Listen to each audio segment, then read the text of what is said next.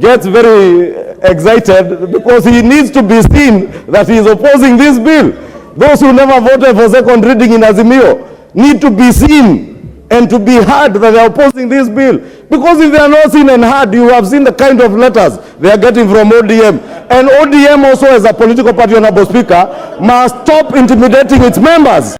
They must stop members of the freedom of conscience to vote as they want. No, I do not want to name you Lydia Ngoko. ODM must protect its members.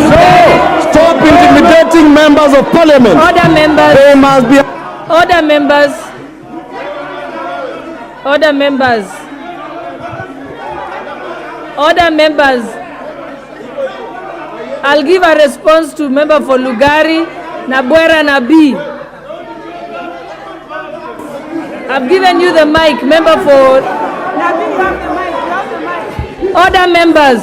Thank you. Order members. Kaa chini wewe. Give the opportunity. Thank you, Madam Speaker. Member for Lugari, your hand was up. Thank you, Madam Speaker. Madam Speaker, I want to raise two critical things. Number one, Madam Speaker, we have a duty to protect the Constitution and the integrity of this House.